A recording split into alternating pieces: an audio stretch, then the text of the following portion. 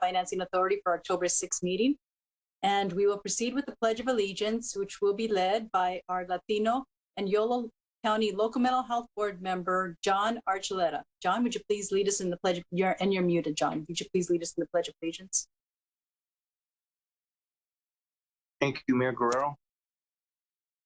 I pledge allegiance to the flag of the United States of America and to the republic for which it stands, one nation under God, indivisible, with liberty and justice for all. Thank you so much, John. And thank you so much for your service representing West Sacramento in the Yolo County Local Mental Health Board. This week is Mental Health Awareness Week, and I wanted to recognize you and your role on behalf of the city and on behalf of the community. You've done a great job representing many people in the North, and it's also on behalf of the Latinos in West Sacramento for Hispanic Heritage Month. So thank you so much, John. It's a privilege and an honor, and thank you.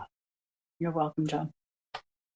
Pursuant to the Governor's Executive Order N-29-20, members of the West Sacramento City Council and staff will participate in this meeting via Zoom. To reduce the spread of COVID-19, members of the public are asked to watch the meeting via live stream on the city's website or wave cable. We will have live public comment, and we will continue to receive written comments, which were emailed to us earlier this day. And all comments received by 6 p.m. have been provided to City Council and posted on the city's website. To provide live comment during this meeting, join the meeting using the Zoom link, hyperlink, or the phone number listed on the city's website under the City Council agenda. And I will request public comment during item 1A prior to the first item on consent and after the staff presentation for any other item on the agenda.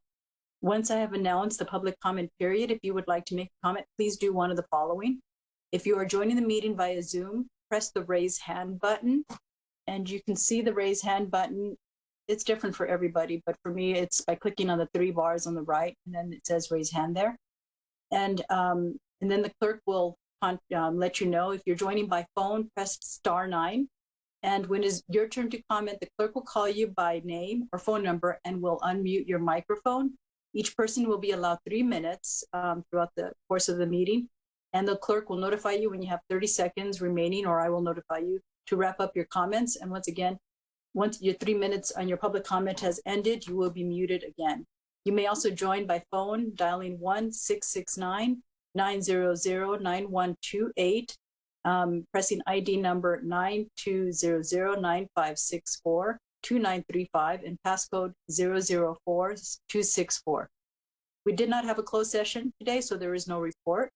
Next item on the agenda is item 1A, which are presentations by the public on matters not included on the agenda. And council members are prohibited by law from discussion on any matter presented under this item. We cannot respond, and we can have staff delegate and respond to you directly later if you request that.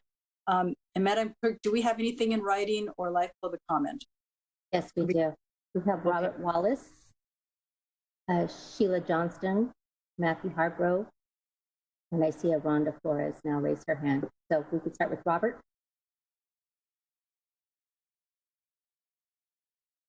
Go ahead, Robert. Okay. Am I being heard? Yes. Great. So what I'd like to address the council about is the traffic situation within West Sacramento, since that's our domain, obviously. I live in Southport, and the speeding that goes on through the neighborhood, which is 30 or 35, people rolling through stop signs. My wife will say they don't even attempt to stop, but anyway, stop signs. The donuts that happen primarily on the weekends in the intersections where they're making all the black tire marks, and then loud cars. Now, I'm on next door community, so I'm kind of speaking for the community in general. There's a lot that goes on and complaints about all these areas. I encourage them to email you all, and I encourage them to call the West Sac Police Department and report these issues. So what I would like to know is what I'd like to know is what you could do or will do to address these issues going forward to make it safer in our neighborhoods. Things like possibly posting the speed sign, the electronic speed sign that tells you how fast you're going, like on Jefferson, but post it on Southport. And I know you've done that in the past. Maybe try it in the neighborhoods.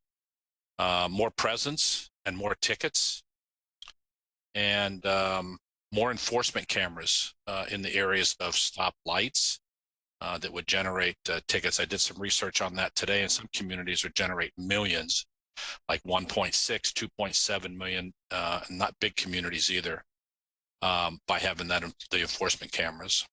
And maybe even hiring part-time enforcement officers that might be retired that could handle the traffic area and issue citations for those that are continue to break the law. As I said, when I've written to you all, I think either last month or month before last, that having laws without enforcement has no bite whatsoever.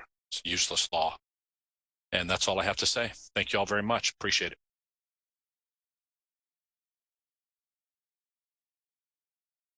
And our Okay, next, now we'll move on to Sheila Johnston. Good evening, City Council members, Mayor Guerrero. Thank you so much for serving and being a part of our City Council. I also, in addition to being a public citizen, I'm also a commissioner on the Traffic Mobility Infrastructure Commission, and I'm here tonight to talk about two very separate issues. As it relates to traffic, the community in Southport and those that I interact with on a regular basis have been complaining nonstop about the state of the road on Jefferson, especially leaving Southport traveling into town. There are numerous potholes. It's very difficult to drive, and the city is being very frustrated by the state of affairs as it relates to roads. So much so that we're seeing people leave, going to Woodland, other cities. It's just something that needs to be addressed and sustained in terms of infrastructure repair on our roadways. So I would implore the city to continue to make pothole repairs a priority consistently, and not just by having the citizens reported on West Sacramento Connect, but proactively taking an approach to keeping our roads maintained. Similar to maintenance is the tennis courts at the recreation center, which have gone without lights since it was constructed. Tennis is a huge part of our community. I'm not entirely sure why lights have been continuously disregarded in budget requests over the years. In November, you will be presented with an option to fund tennis lights at both the West Sacramento Rec Center and at the tennis courts in Bright. Now is the time to please approve funding for lights. Tennis provides a very healthy option. It provides a sense of community, and it will stop eliminating the hours of use at the tennis courts. It's now 7 o'clock. The courts are supposed to be open till 8:30 tonight. But as you can see, if you look outside, it's dark, eliminating 2 hours worth of good tennis time. So please make the investment in our community. Please put lights in. Please take care of our roadways. The community is asking for it. In fact, they're demanding it. So thank you so much for your time and for listening today. Next we have Matthew Hargrove. Madam Mayor and Council, Matthew Hargrove, thank you very much for having me. I was at an event 2 weeks ago on the weekend at the Bright Broderick end of the summer family picnic, and it was a wonderful event. That's a wonderful park, and some folks showed up there with signs saying we need a pool again in Bright and Broderick, and I very much agree with them. And I really appreciate Rhonda Flores, who I know will speak tonight also, and everyone who showed up that day for bringing this issue to the forefront. The north side of town does need a pool. I very much support that.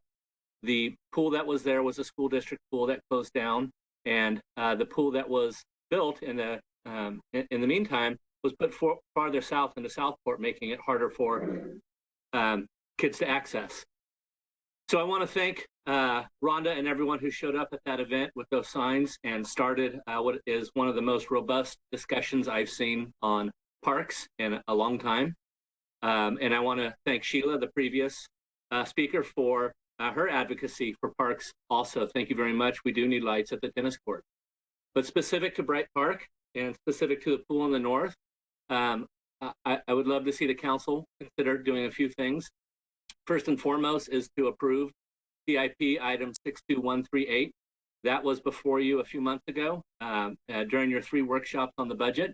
That budget item, which is over $7 million in funds to do phase 3 of the Bright Park Master Plan, was not even discussed. That was disappointing. I hope you will discuss that, and I hope you will approve CIP 62138. I also want to thank those of you who worked on the item to bring state budget funds to Bright Park. Senator Pan and Assemblymember McCarthy were at Bright Park that same day. I was there 2 weeks ago, delivering a $1.5 million check. That is very much needed, and we appreciate that. But I hope that receiving that money from the state funds will not reduce the support from the city, and hope that you will continue to push forward the CIP the item I mentioned earlier, and continue to go after grants. I also hope that the city leaders will discuss the pool with WUSD, Washington Unified School District leaders, more in depth. My understanding is that the pool has not even been brought up at any of the 2x2 meetings recently. That needs to happen because the site where the pool is going to be built is currently school district property. So we need to get that. You have 20 seconds to wrap it up. Okay, and if that site is deemed unworkable, we need to find another site. Once a site is secure, I'd like us to work with the private sector to raise funds. I support you looking at increasing the park impact fee, which is tonight. And I think in a short-term solution, folks on the council, leaders on the council should look at working with neighbors in the rivers.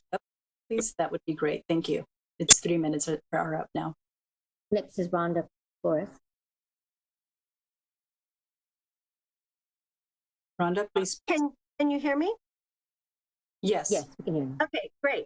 Matthew covered some of the points that I was going to bring up, so that's great. I want to thank the City Council for the opportunity to hear these issues. I am a longtime Broderick resident. I grew up in Broderick on Anna Street. I want to also talk about the pool. I know many will say the pool is in the master plan, but here's what people don't know. It is in phase 7 and it's penciled in TBD, and we all know what that means. So my request is that the pool be put into an earlier phase if possible.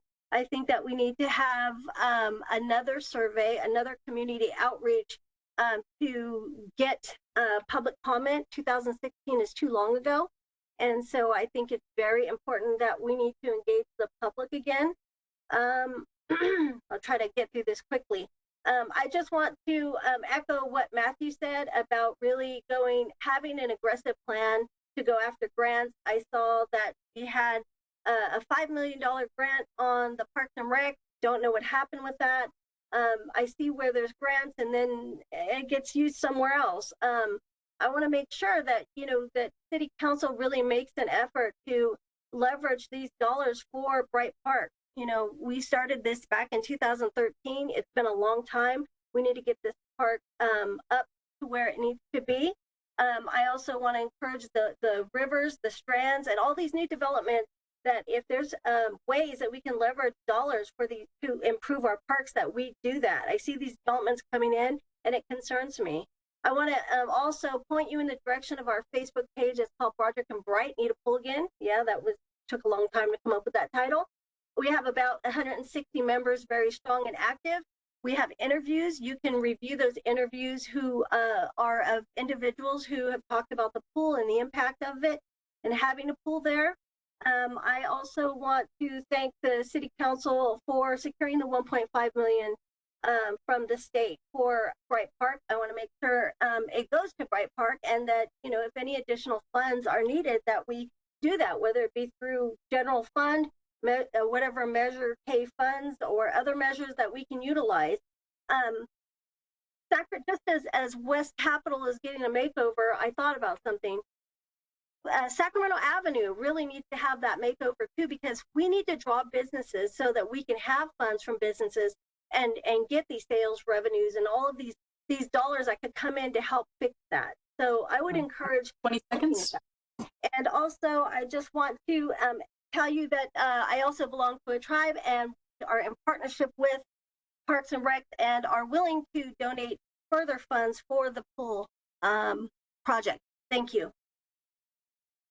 Thank you. Our next speaker. We have Maria Grajada. All right. Maria, go ahead. Good evening. Thank you for this opportunity to speak. I also want to speak about the pool. The part that I want to speak about is the young women that were asked not to put the signs up. I believe they were asked not to put up their signs by our city council member, Irina Orozco.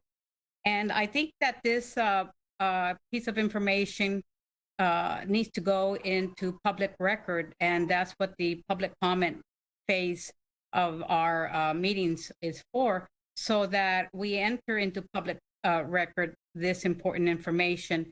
And so it's important that the public be informed that the young women said that the lady with the pink face mask said that they were not allowed to put those posters up and be distributing them.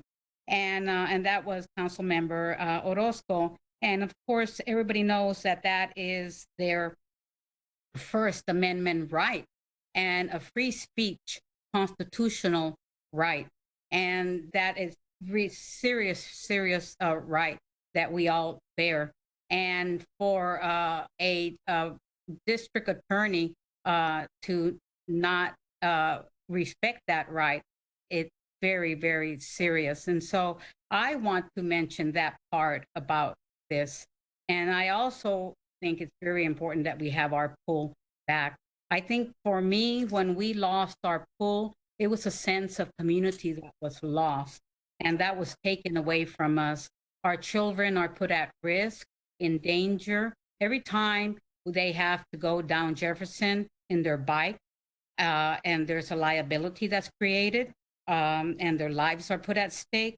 And so the city or our city leaders have the ability to put this CIP money and instead of putting the pool in phase 7, bump it up to phase 1 and put whatever bright money into the pool when you want it, especially under our new leadership. Our new leadership has that ability. So thank you for this opportunity. And I'm really sorry that these girls were denied, or they were attempted to deny their right. Thank you so much for this opportunity to speak. All right, next speaker. I see one more for Alfred. Thank you. Alfred? Greetings. Hope you all can hear me. We can hear you. Great. Thank you for everybody for being present, for participating in this meeting. Just wanted to point out some of the areas where we're lacking on the north side of the community for a while now. Even till the pool was closed and then River City was open, it was supposed to be shuttle rides or some way to get our youth over there. Of course, the inconvenience, the lack of funds, and it just never really materialized. So the need for a pool in our area, being surrounded by a river, is paramount, where, you know, we have to teach our kids how to swim and have this safe space for them to come socialize, mingle. Of course, as some of the other speakers have mentioned, you know, it was a great place growing up, being able to share in that experience and partake in that, and not having it. As you guys can all see, it's a big void, and we're missing that. So a lot of folks are raising the issue now. Of course, it should have been there. Our area has been overlooked for the longest time now, with a bunch of focus being placed on the south side of town, where all the revenue is, with stores, new roads and infrastructure. I think that during a lot of these campaigns, a lot of folks have made a bunch of promises, and here we are again, you know, 10 odd years later almost, where we're still without on this side. Our stores have been closed, and we're constantly pointing out the fact that we need infrastructure, we need funds, we need resources, programs for our youth, highly marginalized, over-criminalized. And we need to be able to offer our youth safe space to come and mingle, to gather without, having to be hiding. And, it's been a real change seeing a lot of things that have happened over the years. And now you got a lot of folks raising the voice. We hope that the city council, the folks are able to recognize this and give us the attention where it's due. Thank you. Thank you. Next speaker. One more hand, Becky Olson.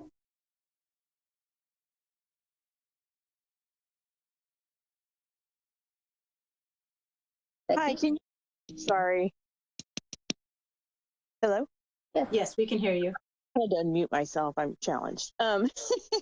I just wanted to say thank you for letting me speak. Hello, everybody. And I want to jump on the bandwagon with supporting our pool to come back to the north side. I'm a lifelong resident here in West Sacramento, and I used to lifeguard and teach some lessons over there. And it was such a joy to see the community come together and know that there was a safe space for kids and teenagers to come spend a majority of their day at least. And I miss it, and I miss that for that side of the community. And I remember when the building, the new high school was built over here, that I believe we were supposed to have buses, maybe I'm incorrect, but transportation to help get those kids over to the north side, the new pool, so that the whole community could use it. But I don't believe that ever happened. And that's a shame, because in my mind, the north side needs one just as bad, if not more, than the south side. So I really want to do whatever I can to help make that happen, either through fundraising and helping Rhonda. And I'm so grateful that she started this cause up again, and everyone that's involved. But I also want to say that, just as a side note, I like tuning into these meetings, and I like listening. I personally take offense when other members raise their hand and speak at the beginning of a meeting, and in my mind, say things that aren't true, and ridicule other members that they don't necessarily agree with. I think that's in poor taste, and it's beneath our city. So having said that, I look forward to the pool coming back, and thank you very much. Thank you. Are there any more speakers, Madam Clerk? No more speakers. Okay, great. Next, we will move to item 1B, council communications from our assignments. Any council communications? Councilmember Alcala? Thank you, Mayor. Well, actually, I just wanted to mention that I had attended the League of California Cities, and it was a wonderful opportunity to meet with mayors and city council members throughout California. Like every city, West Sacramento also faces many of the challenges regarding funding and problems with COVID, affordable housing.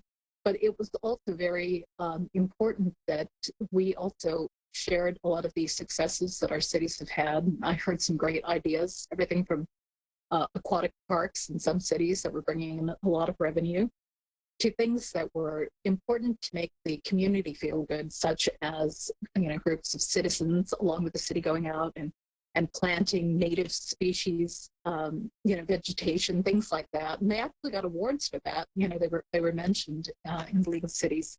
There was also a mention of housing for foster youth who are attending community colleges. They actually built a complex for that. So there were a lot of wonderful ideas that were shared, and they had a lot of great inspirational speakers. So I just wanted to mention I had attended, and I'm dying to meet with Aaron and some of the others to share some of these great ideas that other cities are implementing.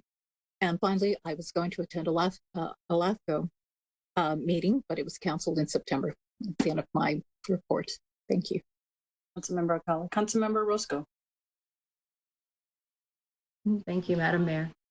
On September 22nd, I attended the Yolo County Housing meeting, and we reviewed and approved a resolution updating a payment standard for the Housing Choice Voucher Program in accordance with federal regulations for fair market rents.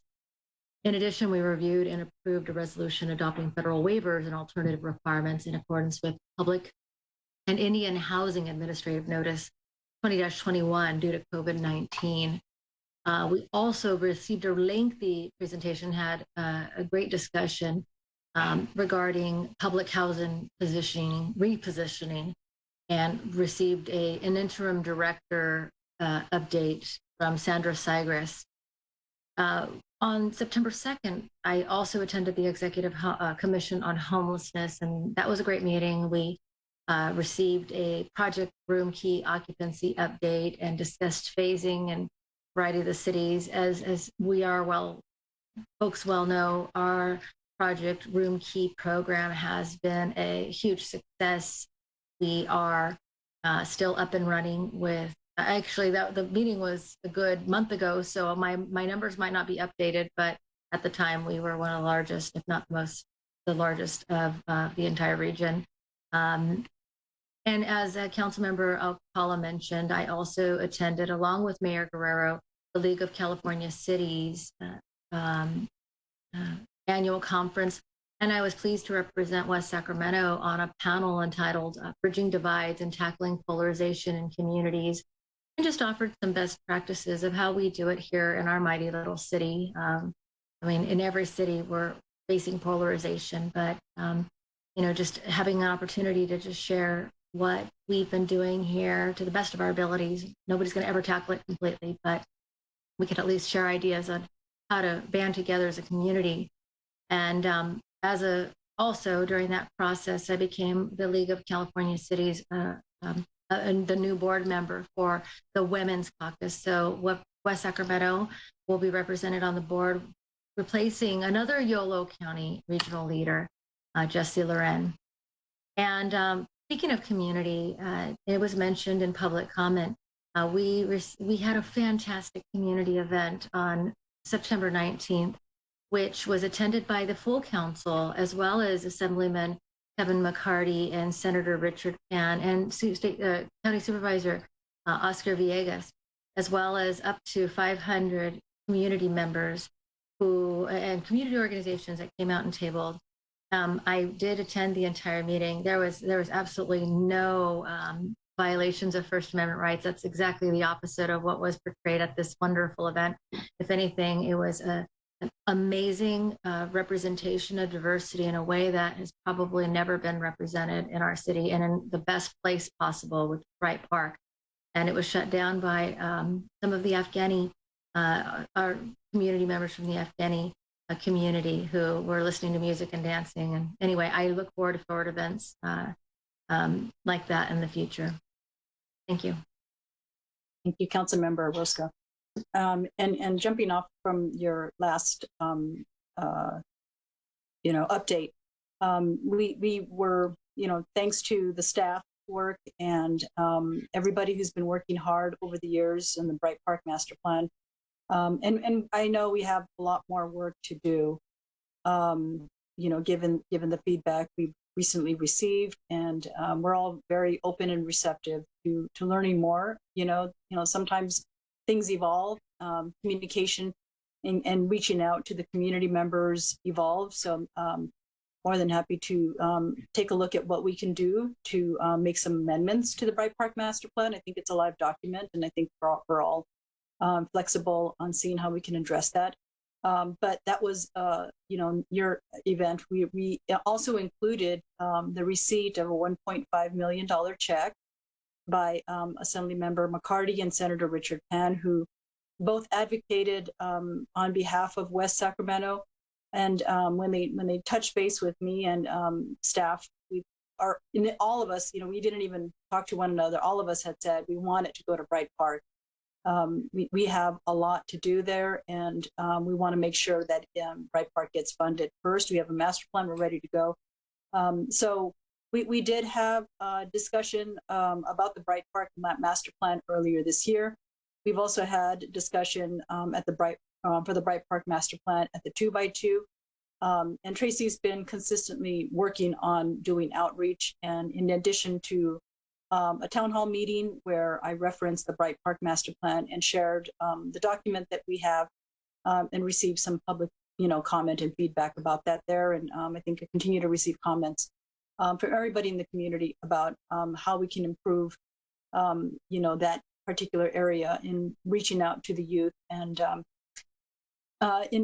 going next into our October 4th Council School 2x2 meeting, which was convened to review a few items. It included COVID-19 testing and contact tracing, which the school is, initially was a little short-staffed when they returned to school, but they're ramping up to improve the amount of testing that's being done. And so, they are getting a good sense of, managing everything. And also notifying parents and family members, through their contact tracing immediately if there is a COVID-19 case among a student or what's going on in the classroom setting. And, I received one from Southport Elementary today, and they said they were going to be sanitizing the area where the student was. So I feel, comfortable that the school is providing the safety needed and adhering to all the rules that is needed to keep our youth safe in the school.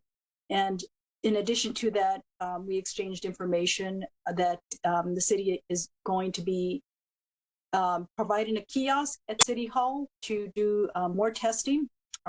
So there's been a request to have access to more testing, so the city is exploring that. In addition, we got an update on West Acre Park improvements. One of the things I think Tracy does night and day is look for grants. And so she provided an update on this city's effort to work with the state on securing a grant for the West Acre Park improvements. They're, back and forth on some requirements that we're not sure. Sometimes at parks, state parks has an idea of how parks run in cities. Doesn't necessarily work that way. So, she's gonna, try to be forthcoming on some realistic expectations that we can deliver. And then, go back to the 2x2 and work together on what the feedback is from the state. So, more to come on that. And our Assistant City Manager, Amanda Berlin, shared an update on the SACOG Youth Leadership Academy and making sure that our high school youth between grades 9 through 12 can access the SACOG Youth Leadership Academy.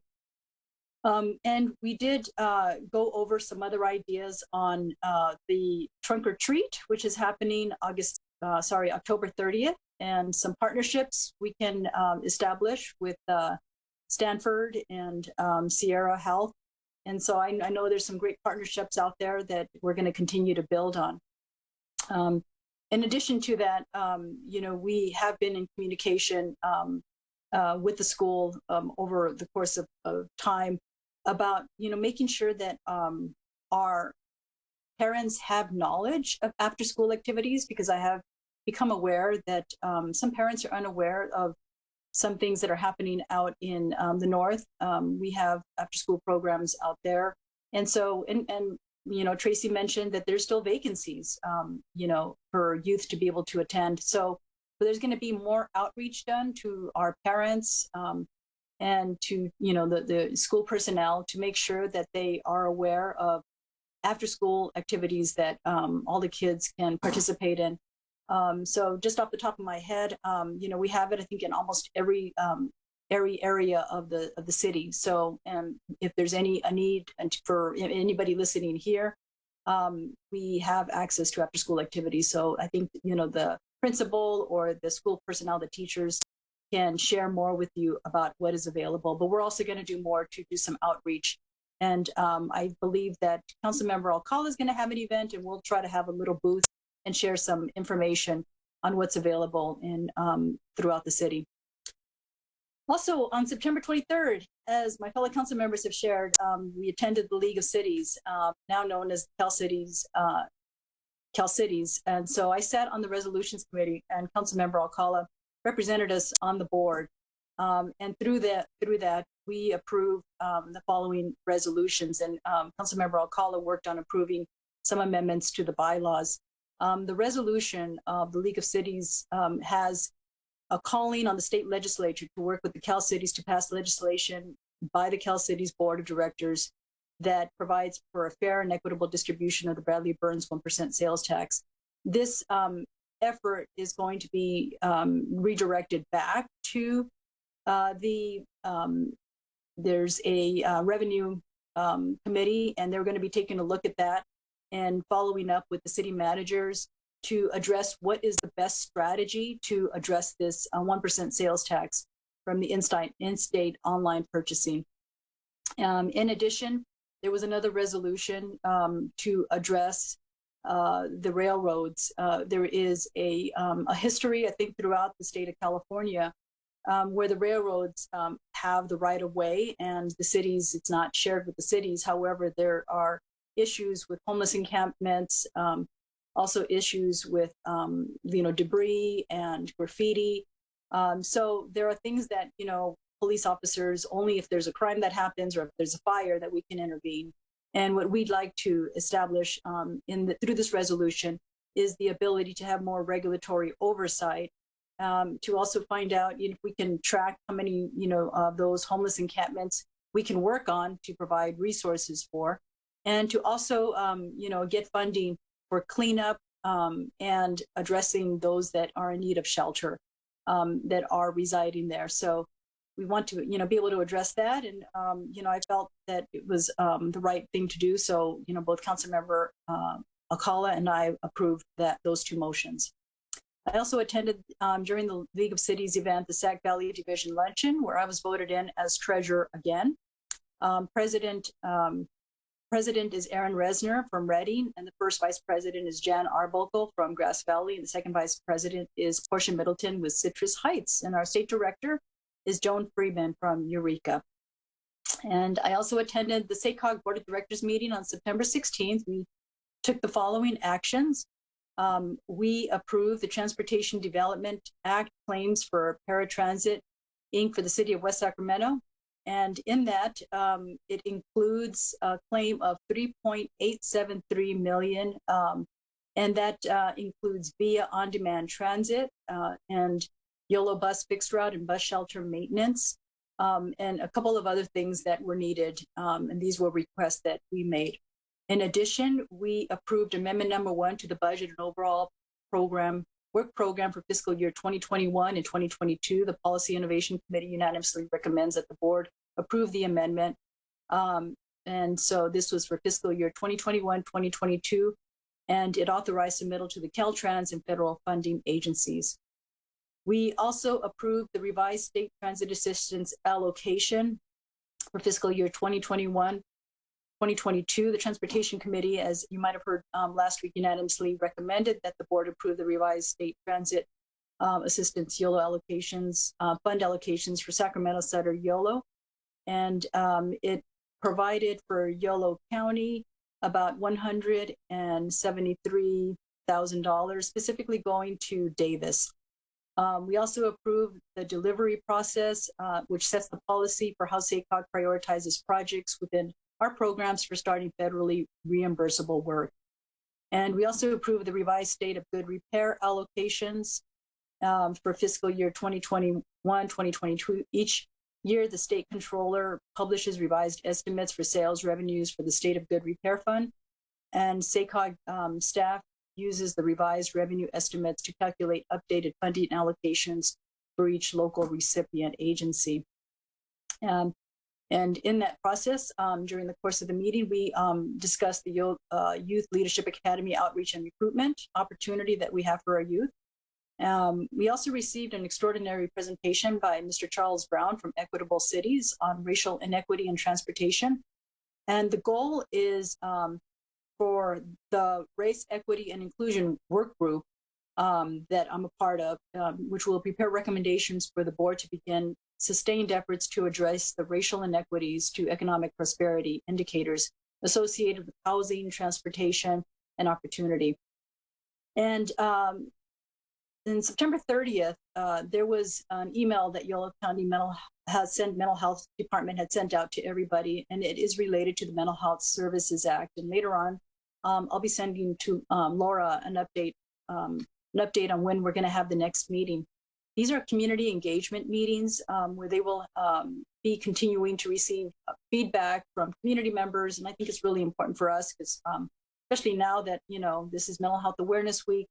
And we've learned from a lot of people that mental health is extremely important as we recover from COVID, but not only that, just in general. And I think we have a demand for it here in West Sacramento. The Mental Health Services Act has an additional allocation going out to Yolo County during our 3-year plan. And so they're trying to find out how to spend that money. It's a good chunk of change that I'd like for all of us to consider, what ideas we have, and we'll pass it along to also everybody here in the administration to see who would be interested in participating. And that concludes what I've been doing. So next is item 1C. We are in the process of receiving applications for our commissions for the vacancies that we have, and I will make a few appointments at the next meeting. Next is our consent agenda, items 2 through 14. Are there any requests to remove an item for questions or presentation by the administration? No items? Okay, I'll accept a motion to approve it. So moved.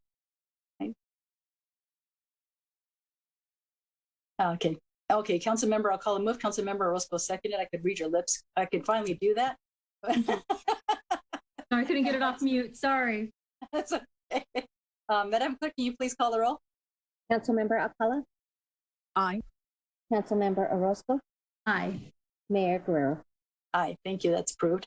Next is our time set agenda item number 15 under community development is a public hearing of first reading of ordinance 21-10 regarding proposed development agreement assignment for a proposed indoor cannabis cultivation facility at 3970 Commerce Drive. Mr. Hardy. Good evening, Mayor and council members. Yes, the Greenleafton project is requesting an assignment of a development agreement from a previous project to operate an indoor cannabis cultivation facility at their 3970 Commerce Drive location.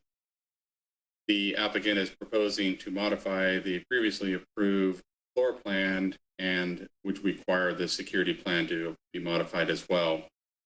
Given these changes, the DAs that we have brought forth are distinctly unique to each floor plan and security plan for each project, given that they're looking to only do indoor cultivation. The project otherwise is substantially the same, but in order to modify the floor plan and the security plan, the assignment DA needed to be brought forth those recommendations. The site was previously approved unanimously by the council and the commission for wholesale distribution, indoor cultivation, and manufacturing. Greenleafton is simply doing indoor cultivation only. The building is currently vacant, located in the industrial area of town. Surrounding businesses include various industrial businesses, truck yard, and the railroad. Staff has not received any correspondence from nearby property owners regarding this proposed business. This is also across the street from Bell Costa Labs testing facility, which was approved tonight at 3971 Commerce Drive. As with the previous cannabis projects, no customers coming to the site, the facility, no signage or identifiable markings for the building or any of the company vehicles. Staff has worked with both police and fire to review the revised plans. The applicant has worked closely with PD on the revised security plan for the project. PD has no issues with their current plans. Ultimately, it would need to be reviewed and approved by PD prior to initiation of the operation, as other projects require the same. The DA for the indoor cultivation is the same as the previous cannabis projects that have come before the council. The planning commission voted unanimously to approve the modified use permit and recommend to the City Council approve the assignment EA for Greenleafton. This concludes staff's presentation. I'm available for any questions. I wanted to note that the applicant is available as well to answer the questions from the council. Thank you. Thank you, Mr. Hardy. I'm going to open it up to the council members. Are there any questions? All right, No. Open it up for public comment. And there will be given 3 minutes for each public comment. Madam Clerk, are there any public comments on this item at this time? I see none. All right, bring it back and close the public comment, bring it back to council. Yes. Are there any questions, or I'll accept a motion to approve? Move. Second. All right, Councilmember Orozco moved, Councilmember Alcala seconds. Madam Clerk, please call the roll. Councilmember Alcala, Aye. Councilmember Orozco. Aye. Mayor Guerrero. Aye.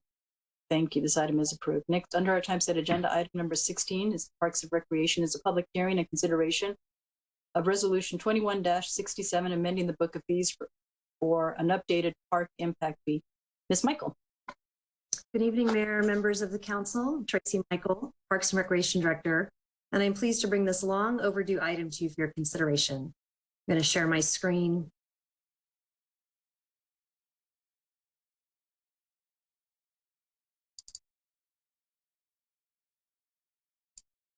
Okay, can everyone see okay?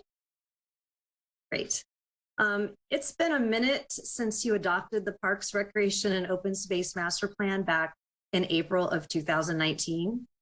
And we have a new council member since that time. So I'm going to provide a very brief background on the master plan process, including the funding strategy that was adopted at that time. And then I'd like to walk through our approach to the proposed updated park impact fee.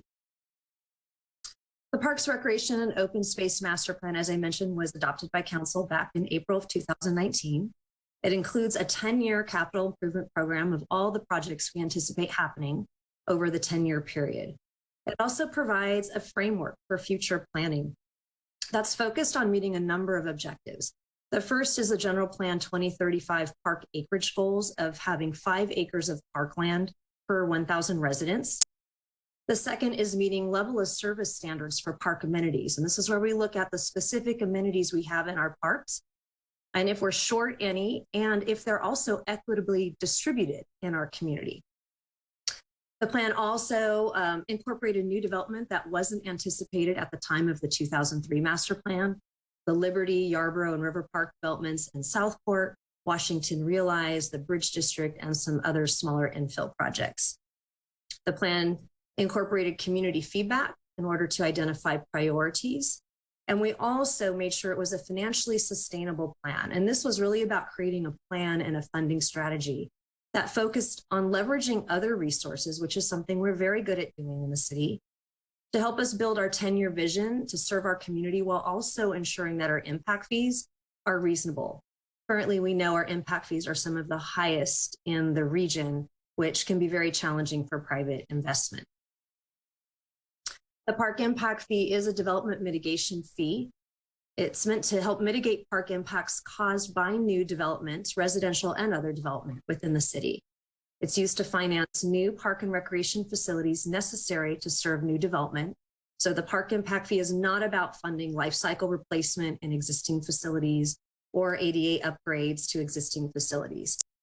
It assures that new development projects pay their fair share for new recreation facilities.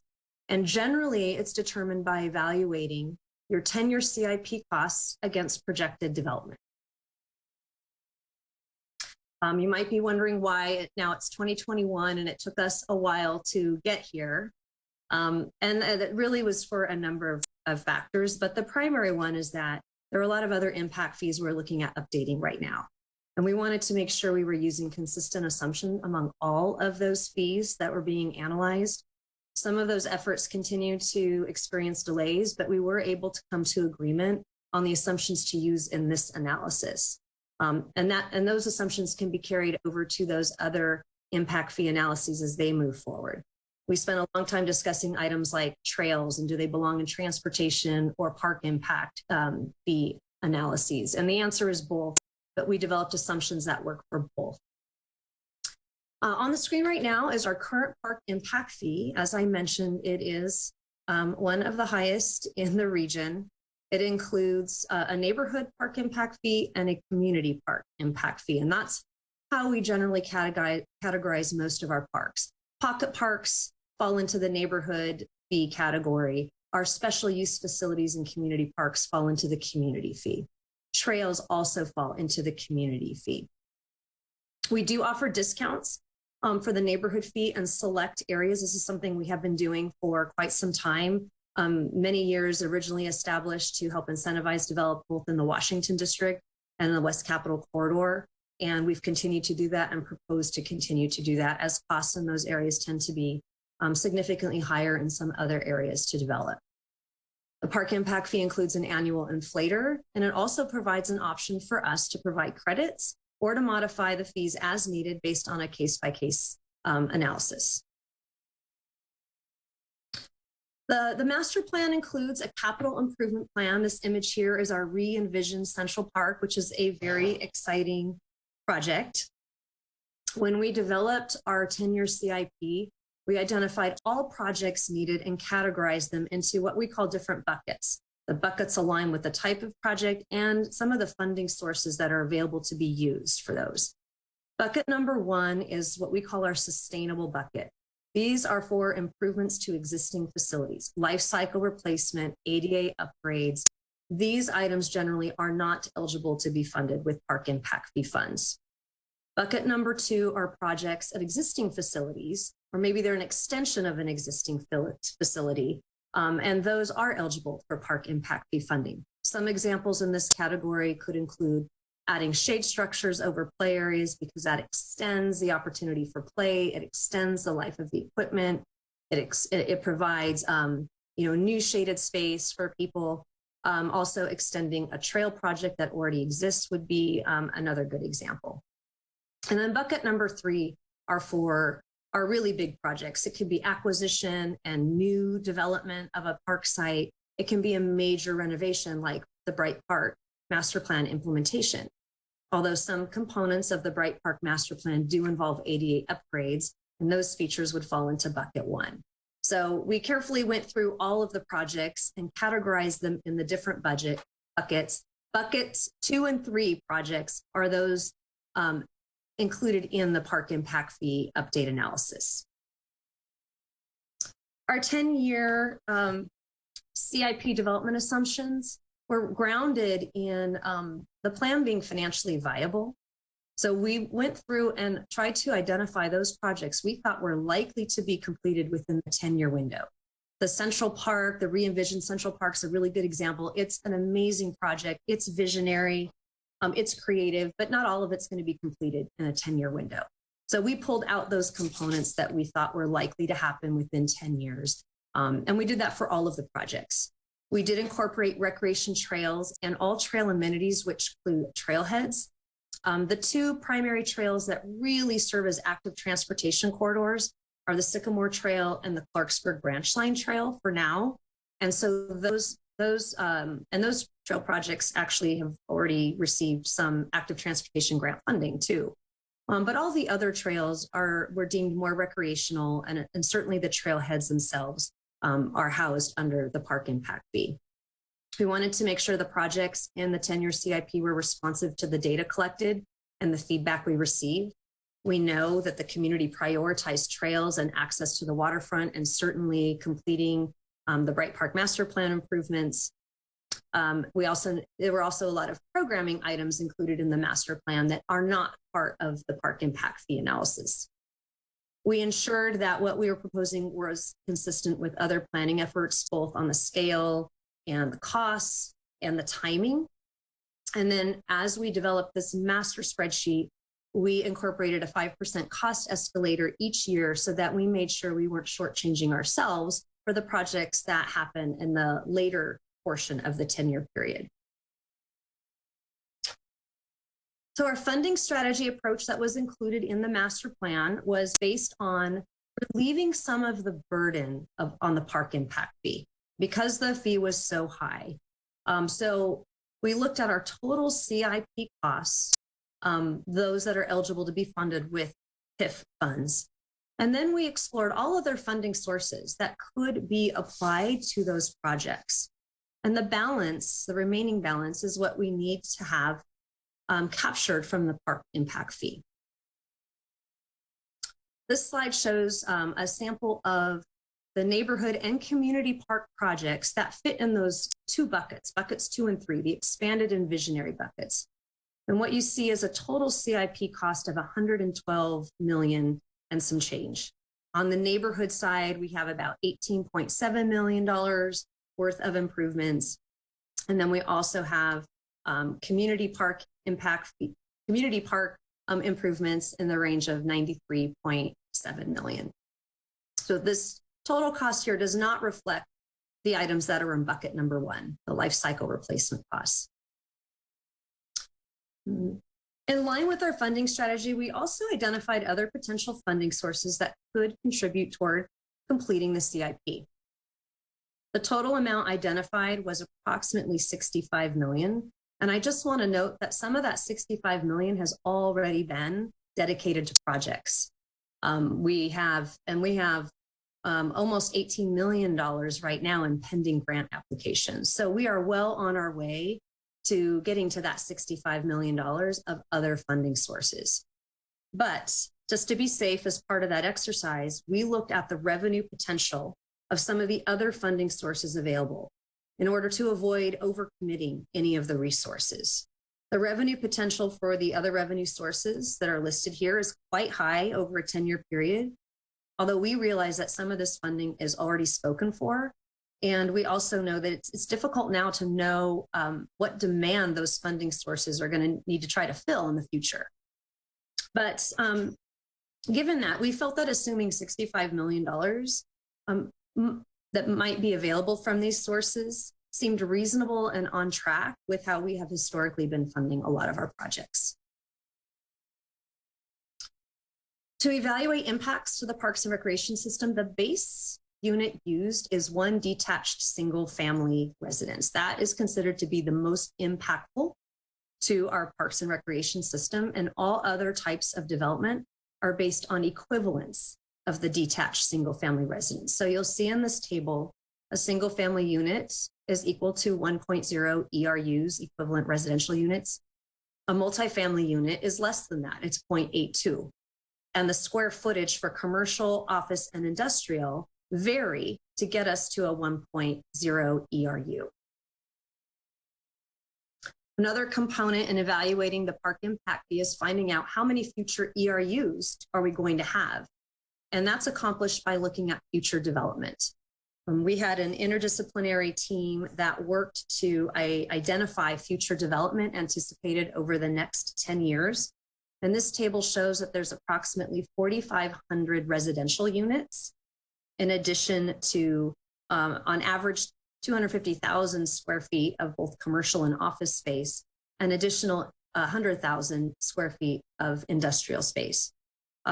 The commercial, office, and industrial square footage projections were based on a lot of very sophisticated analysis work that had been done for the Pioneer Bluffs deindustrialization strategy and kind of grounded in market reality. So it's conservative, but based on these numbers, we were able to apply the ERU equivalents to get the total ERUs that we needed to use in our analysis for both the neighborhood park impact fee and the community park impact fee.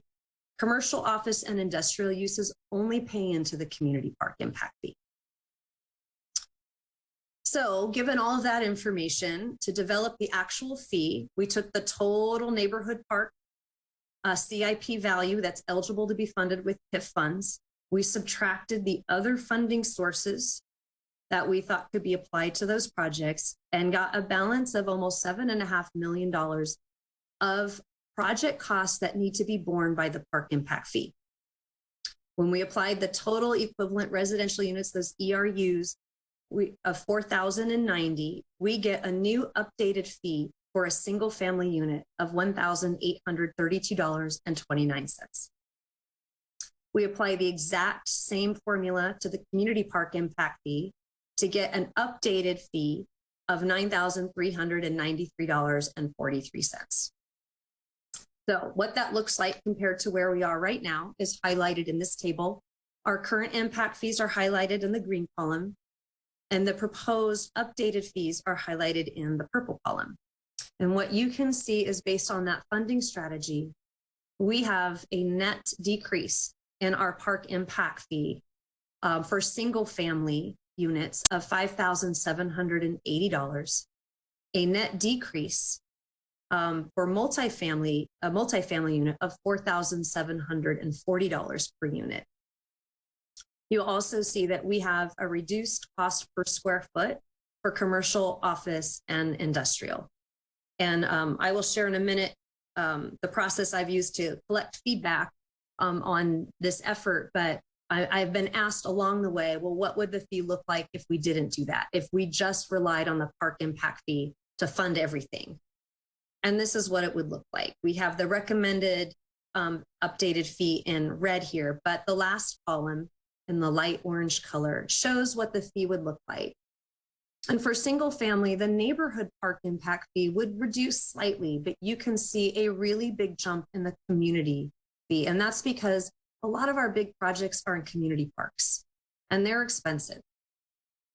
So if we just applied using the park impact fee funds only, we would see an increase in almost $9,500 per single family unit. So a total of $26,450 per single family unit in park impact fee alone.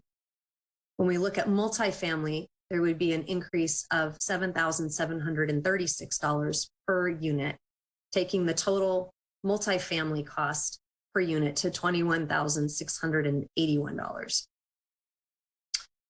And then you see with our commercial, office, and industrial fees, they would almost double.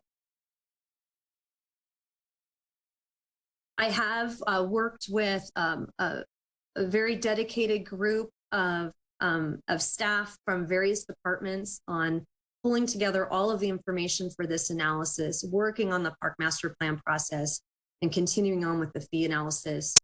I've been to the chamber multiple times, most recently in May, to share our proposed updated fee. And I also have been in front of the Parks, Recreation, and Intergenerational Services Commission with the fee. I will say that the chamber and the Parks Commission both had concerns about relying on other sources of funding, but they also had concerns about our fees being very high and had an understanding. Well, the chamber is really supportive of lowering the fees, but there is still a greater concern about our fees overall. And I know economic development and housing staff are kind of spearheading a bigger look at our fee structure in general. And so what's being proposed tonight may change in the future as we look at all of our fees combined. But for right now, our recommendation is to update the park impact fee as proposed. And if it's supported by council, it would go into effect on December 5th of this year. That concludes my presentation, and I'm happy to answer any questions.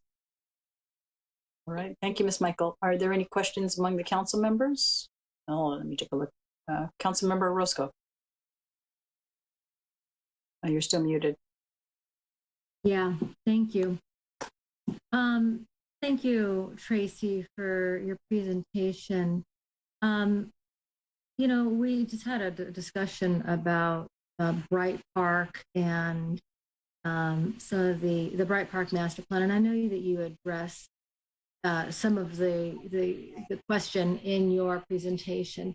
But my concern is, and I know in conversations that we've had over time, that there have been challenges to getting funding for Bright Park, that Bright Park isn't eligible for some grants that are designated for, say, lower income communities, that it otherwise would find itself eligible based on just the complexion of the aging the park as it is, and the fact that we've been working so hard to upgrade it. But for the fact that its proximity to the rivers changes the formula for whether or not they're eligible, and that's unfortunate for the residents that are living near Bright Park, especially considering that they don't have anything to do with that calculation.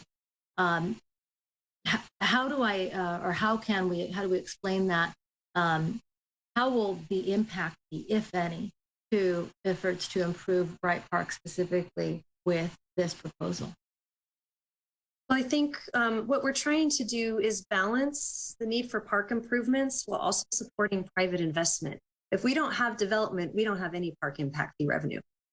So there is that delicate balance. You want to support that private investment to happen because they do pay fees that support our project.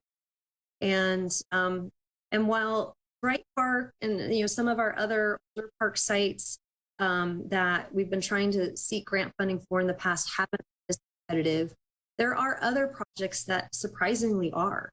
And to the extent we can focus our energy on securing grant funding for those other projects, that frees up funding that can be used to those sites that are less competitive. So it's it's a real delicate balance, but we think that we already have, as I mentioned, $18 million in pending grant application funding requests. Seeing a lot of success for some of our parks and trails that are located along the riverfront that are they're eligible for more non-traditional grant funding from the Delta Conservancy or the Stewardship Council that are a little more environmentally focused. And we're really well poised for those types of grants. So it's about being strategic in where and how we apply for grant funding. So fair to say that a park impact fee, because the argument's been made, well, the development hasn't been on in certain areas of West Sacramento, so that's why we haven't been getting much funding in those particular areas. But park impact fees anywhere in the city can be used for any project, regardless of its wherever it originated. Is that fair to say? That's correct, unless there's a binding development agreement, or we also have to be mindful that neighborhood park impact fees are meant to be spent on neighborhood park improvements, and community park impact fees are meant to be spent on community park improvements. So we do have to categorize the fees, but yes, generally, fees can be spent anywhere in the city. Thank you. Councilmember Alcala? Thank you. Did you finish, Councilmember? All right, did you finish, Councilmember? Yeah. Oh, okay, thank you. Councilmember Alcala? Thank you. Go ahead. So Tracy, did you mention the traffic impact fees, the 59.7 million were going to be used on the parks? The reason I mentioned this, maybe I misheard, is we've just had testimony from community members about potholes and the traffic along West Capitol Avenue, and the hope that Sacramento Avenue would also be taken care of. I think that's just going to raise some concerns. Could you address that, and simply in relation to what we just heard? And I do have a second question. Thank you. Yeah, the potential revenue generated over the next 10 years from all of those funding sources was none of that's been committed to park projects at this point. But it was just meant to show the amount of revenue that could be generated from those funding sources to kind of spot check our assumptions about what funding from other sources would look like for the park and for the Park Master Plan CIP. We felt it was reasonable to assume funding from other sources would contribute to our park projects. They have historically. And some of the projects actually identified in the Parks Master Plan as more of the transportation focused projects, the trails, they've actually already received grant funding. So all of those dollar amounts in that table were not meant to indicate any formal commitment of funding to the park impact fee. It was just meant to represent the amount of resources that could be tapped into in the future for projects. All right. And just secondly, I think you said the next 10 years we're looking at 4,500 new units, multi-units housing, and we do have some of the higher fees, obviously, in the region. But I know that we've had a lot of Bay Area residents that have chosen to live in West Sacramento. And do you see any of the development that's going up having a problem with these impact fees? I mean, with the park impact fees? Yes, if you talk to economic development and housing staff, they will share with you that it's a challenge. It's not just about the park impact fee; it's all of the fees that these development projects have to pay in combination, and it's a pretty hefty load. And that does impact development, and it impacts the ability to get financing for projects. So it does matter. So these fees, are they, when affordable housing comes in, we've had numerous requests to lower these fees. You know, I'm not saying waivers, but definitely lower them. So how does that play into it? Well, we have the ability to evaluate projects on a case-by-case basis to modify the fee if it's appropriate. In fact, more recently, we've had that for some of our micro unit projects because they're obviously a unique product, and this isn't always a one-size-fits-all. We've had a lot of discussions about how detailed do we want the park impact fee to be? We have a single family and a multifamily fee. Do we want to break that down even more? And we chose not to do that at this time. You know, that could come in the future, but we chose not to do it at this time because ideally you have a lot more information that goes into the analysis that we don't have right now about what types of units are coming, how you break down those multifamily units. And sometimes when you do that, it winds up incentivizing one type of residential project, but maybe penalizing another. And we haven't done that level of analysis to be able to know the answers to that. So, but we do have the ability to analyze projects that are that don't seem to quite fit on a case-by-case analysis so that we can tailor the fees based on the actual project. Okay, thank you. And I think Councilwoman Orozco sort of touched on something that I was wondering about. There are certain projects that are developments that are going up that have their own parks planned within, their call it layout outlay. That's taken care of by those developments. Is that correct? Or are we responsible for allocating any of that money?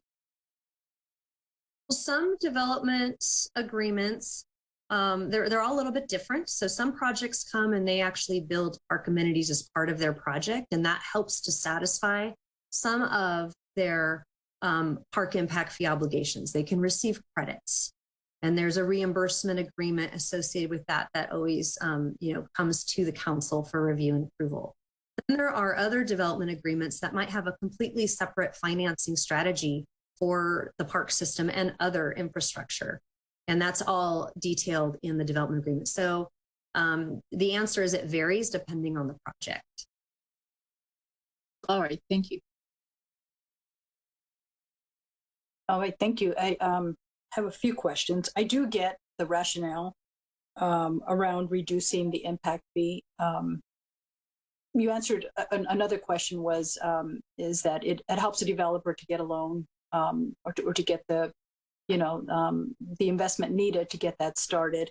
I was wondering if it helps to also reduce the housing cost for those that are interested in purchasing housing, and how do we are able to identify that? Because it always seems like it's market rate that that's the sale of the home, not so much driven by the cost to build a home, but it's driven by what was the estimated value of the homes today, and then that's what drives it. So I'm not convinced that a developer is going to be able to save money. I mean, they're going to save money, but they're also going to be able to make more money once they're able to sell the home. And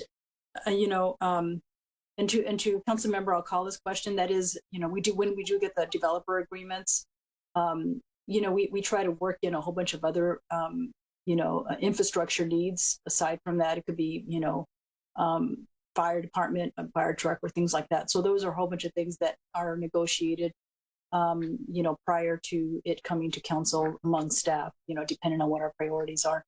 And sometimes people want a skate park, or people want more tennis courts or pickleball or whatever. Those all will cost, or be included as part of the developer agreement, but there's always a compromise of what we can ask for in there. But that's a good thing for, to explore what that looks like, because there's Tracy, there's an increased demand for all sorts of things all around the city. And, the poll has been, I think, our longest standing one, compared to everything else that I've been hearing about, in my time here, speaking to people, throughout the community, is returning the poll back. And that requires a relationship working with the school district. I think so far what we're looking at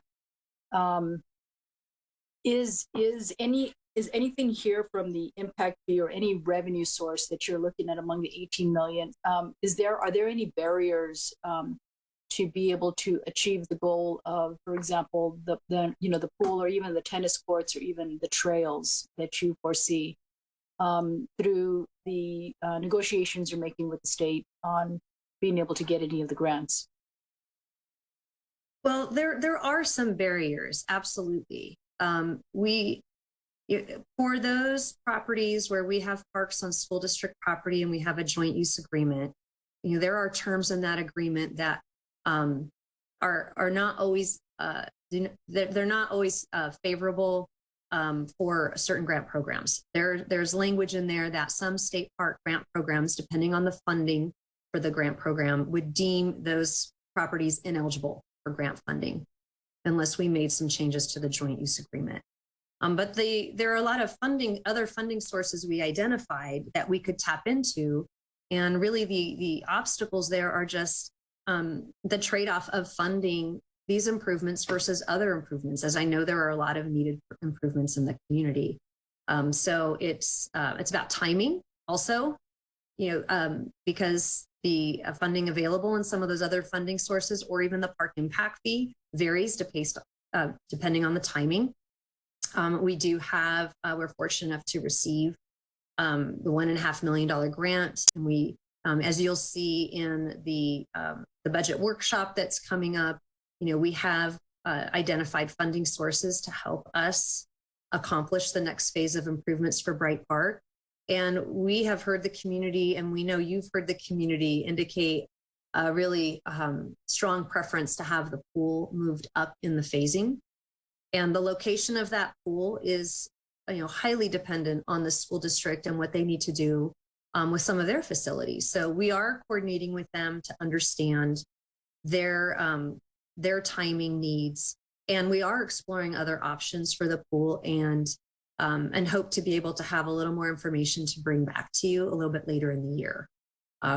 I have a lot of homework to do to understand what the long-term costs of operating a pool are, and also to get a better sense of what the actual pool costs are. There are certainly some efficiencies if we explored relocating the pool to the Bright Park site. But construction costs are also going up. So we really need to put pen to paper and look at a more detailed level of what the costs and the feasibility of some of the options are.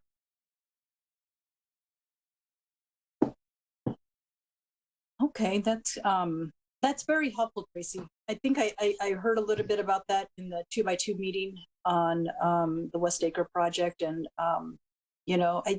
my concern around relying on grants is some of the parameters they would allow for the grant to be given to us, and you explained that. Also, I did hear of a $154 million grant. Again, the parameter is that it has to be providing equity for lower income, and also has to be near a large body of water. So there's still narrows it down to quite a few jurisdictions, but I think it puts us in play.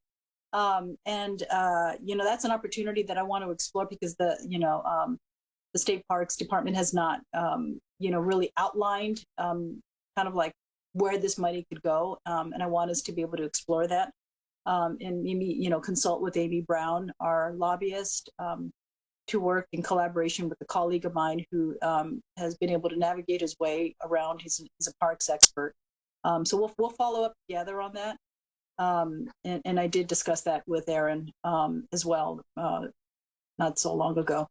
But you know, one of the other things, I received a question: are there ways these impact fees and the way they're allocated to build parks to be equitable, all across the city? Because there could be some parks that are a little older, they don't look well kept. And then as you build parks, people are attracted to moving there. So it increases the housing value. So there can be concerns about, gentrification as well. And in the older, communities, and in those older communities, I'm, have been aware that they're a rental neighborhood. So, the housing, the landlord can raise the rent as they start seeing that it can become, a more, that the house has more value. So there's just some concern around gentrification. And, I don't know if our American Rescue Plans can partner with that, because I think they've already settled on how that's being spent. I just want to say that up front from what I've heard in recent discussion with the county and with the city. We are still, Tracy, I'm just responding to a question. We are still waiting to hear back on how we can spend our funding. We haven't received the guidance from the feds yet, from the Treasury Department. But, what we're looking at is using, as you described, and I really appreciate all those different funding sources that you described. That is, for me, a lot more flexible funding that we can use for our parks. And, I really appreciate that you've, done your homework and researching all those different funding sources, whereas the ARP funding, from my understanding, has got some limitations. We can't just quite spend it on anything that we want. We have to, explain why it was spent in our city. And so there are some parameters that we're still waiting for the Treasury Department to respond back and provide that explanation. But, those are just some concerns that I've heard out in the community, as well as it relates to the park impact fees. And within a minute, if there's no other comments or questions, I'm going to open up to public comment. Are there any requests for public comment, Madam Clerk? I see none. You see none? Okay, I'm going to close it, close the public comment. And I am going to ask if there are any final comments among our council members. No? I just want to say, Tracy, you have done quite a bit of work in this. I know I talked a while back with Aaron, and I knew this was coming around, and he helped me understand about the rationale for doing this research. This is not an easy task, especially now. I mean, I don't know how many more. I think after COVID, there is, I think, a more deeper appreciation for our parks, our outdoor recreational activities. Being indoors is a little scary, so people are doing more outdoors, gathering. They're becoming creative. They're picking up a new skill. Pickleball is now more popular than it ever was before. And tennis, I know it's been popular. I've seen a lot of people out on the tennis courts, and you've done some work out on the tennis courts. And lighting has been a big deal for as long as I can remember out here. I'm looking forward to seeing how we can approve that lighting, outdoor lighting out there in the tennis courts, and also bringing tennis courts out to Bright Park as well. And I still want to explore other ways to be able to get resources for people who are residing in the north to be able to access the parks and recreational activities out in where the high school is, and seeing if we can provide any, looking at. I know you were exploring transportation and looking for a grant for that. So that's part of what you constantly do, Tracy. You are, very actively engaged in seeing what you can do to enrich the outdoor activities for our community, and you've done a great job. And by the way, I did stop by a booth at the League of Cities, and they mentioned your name. Everybody knows you, Tracy. They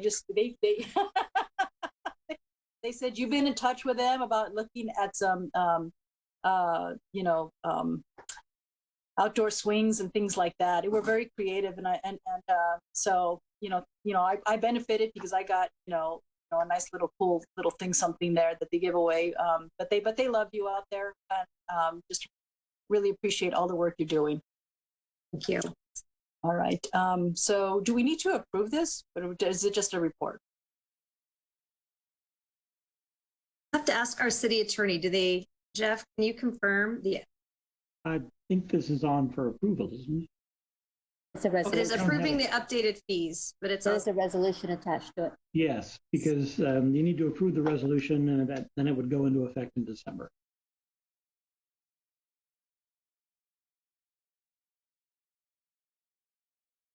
Okay.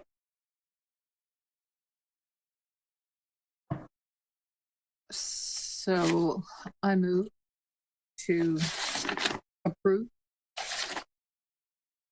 the Parks, Recreation, Open Space Master Plan impact fee. And I'll provide a second. All right. Councilmember Alcala moved and Councilmember Orozco seconded. Madam Clerk, please call the roll. Councilmember Alcala, Aye. Councilmember Orozco, Aye. Mayor Guerrero. Aye. Okay, this item is approved. Next, we'll go to Madam Mayor, can I just confirm the recommended action did include both the sequel finding as well as adoption of the resolution, correct? Yes. Yes. Okay. Should I reword it? Well, if you want me to reward it again and the resolution? Okay.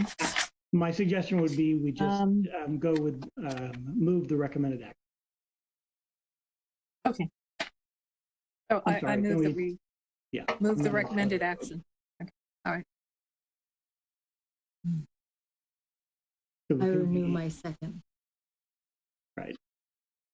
And Madam Clerk, can you please call the roll again with the amended motion? Councilmember Alcala, Aye. Councilmember Orozco, Aye. Mayor Guerrero.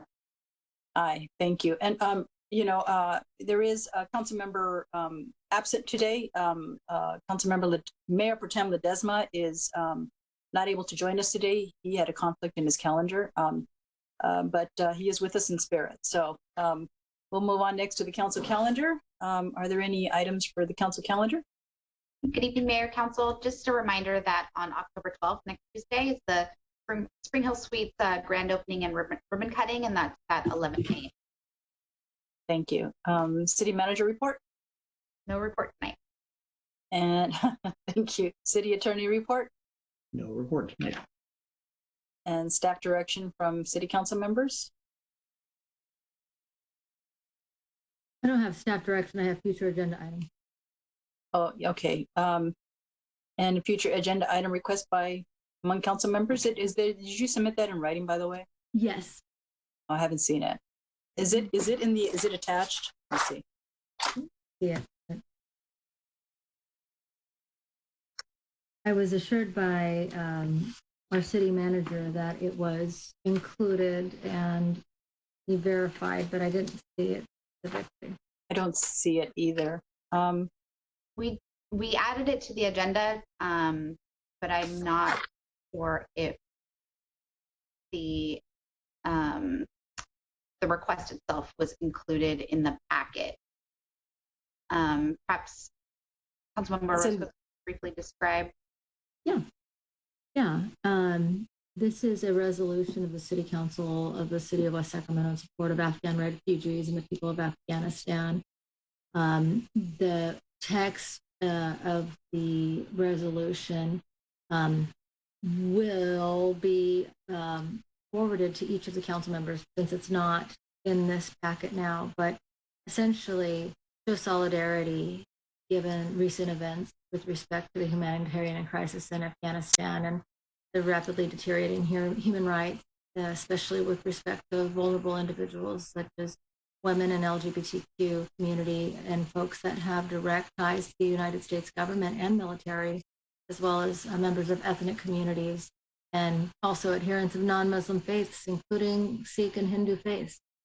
I think this is a very timely given recent community events where our community has come together in solidarity with one another during a very polarizing time. And if anything, it shows that our council, like it has in the past when it comes to matters such as supporting our dreamers, to come together and support members of our community. Actually, I believe Sacramento has the largest community in the United States, but we ourselves have a very large Afghan population here in West Sacramento, and want to welcome and support their inherent right to life, liberty, and the pursuit of happiness, especially within our city. Thank you, Councilmember Orozco. I looked online also to see a written copy of it. I don't see it on there. And normally, what we do is we get a copy of it before, and I just don't see it either online. And I do appreciate the recommendation. One of the things is if we're going to be including resolution affecting like a constituency, I just want to check in with the constituency as well and ask: have you connected with the with the Afghan community leaders here? Yes, and we're working in conjunction with Asian Resources Inc., which has been working. Actually, we have folks in Davis and in Sacramento and in Woodland. There are representatives throughout the region who are also moving to approve this resolution on behalf of their cities.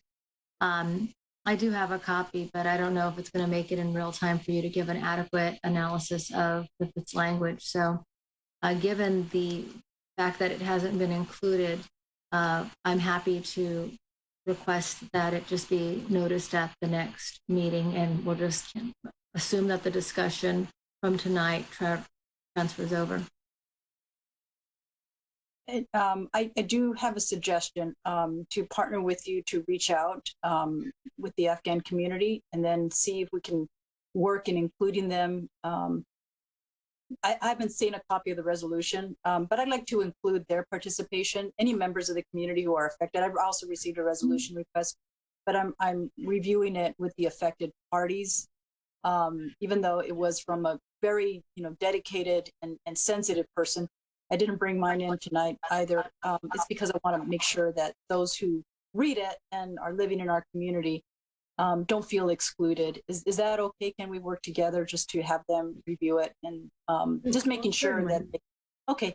I mean, I can't imagine that expressing solidarity and support for a particular community could be something contentious, but right. We have been working with leaders in the community, and but certainly I always accept the opportunity to partner for the betterment of members of our community. Okay, and just a quick question to our assistant city manager: if there is a comment or an interest for them to be engaged or involved, can we include them as part? Because can this process be flexible up until the next city, so we can continue? I don't know if your resolution is time sensitive either, or I don't think. Okay. I was just going to say the plan was to have it go on November 3rd. Okay. So we have some time. Oh, it was? Okay. The one I had was also, and I submitted that to Aaron, but I don't know if you've seen it. But that was also supposed to go on November 3rd. That one is a November related resolution. And I just wanted to make sure that one goes in November 3rd. So if we can have two on that day, that's fine too. Yeah, and your item, we can bring it at the next meeting to put on for future agenda. Okay. Okay. So yeah, since we have time to work on it, we can approve for it to be on the November 3rd agenda, and then have time to work together to make sure that we just check in with the Afghan. I'm sure they'll be fine, but I just like to connect with them so they feel they're a part of the process, since they are the ones who are directly the recipient, the beneficiaries of our goodwill, extending our goodwill to them.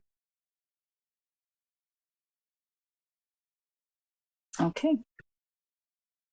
And next, since there are no other requests, I will accept a motion to adjourn. Second. All right, thank you. Madam Clerk, please call the roll. Councilmember Alcala? Aye. Councilmember Orozco? Aye. Mayor Guerrero? Aye. All right, meeting is adjourned. Thank you very much, everybody. Thank you.